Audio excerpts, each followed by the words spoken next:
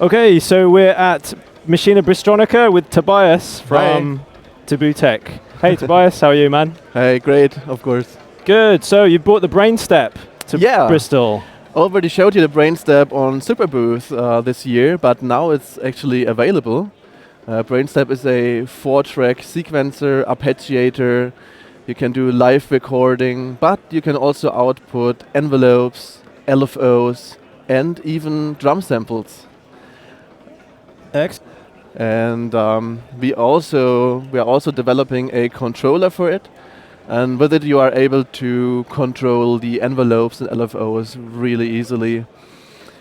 And this will be available, I think, in a couple of months as well.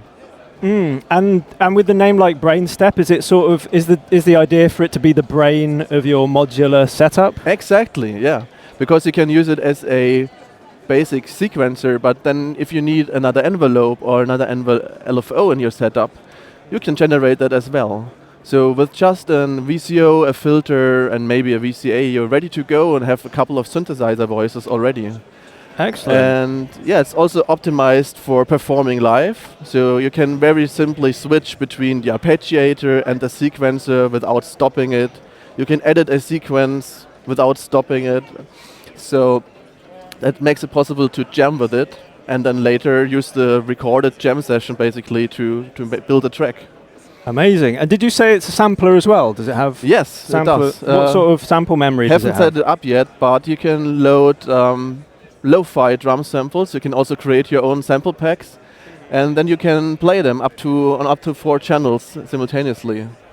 Great, cool. And yeah, the controller down here. Well, this is like a hardware controller to control it, but there's also a software version of it in development by MIDI Error.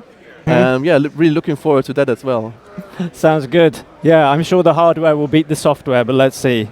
Let's see. Well, can we hear what it sounds like? Yeah, let's have a bit of a let's just press play. So now I have a sequence playing, and we have accents for the filter and accents for the VCA triggering.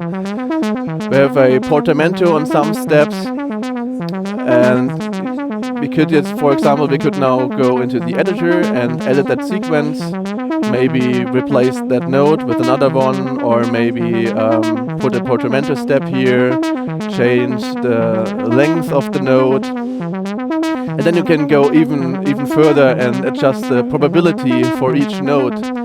So for the accent, for the filter accent, portamento and gate and so on, we can set 4 different probability levels, and it will play that, probabilistically. Amazing. And is this, because it looks quite visually similar to what was in the MC202, so is the sequencer and those kind of things, are they kind of ported? Is it the same kind of thing very behind similar it? code base, and actually I'm working on the same code but with 2 switches, so it's switch between the MC202 and this. But there's a lot more in there. I mean, you can load the samples from the SD card. You have a lot more modulation sources, so there's actually 16 envelopes and 8 LFOs in there. And you can do a lot of things you can't do with the MC202, but it's pretty similar. It's the same workflow. Great, and I guess you've iterated that sequencer to flow and to be user-friendly. Yeah, absolutely. Yeah, great. So what's the plan with the controller? When do you think the controller will be out? I think the hardware is now pretty much finished, and we're going into production right now, so I think in 2 to 3 months it should be ready available.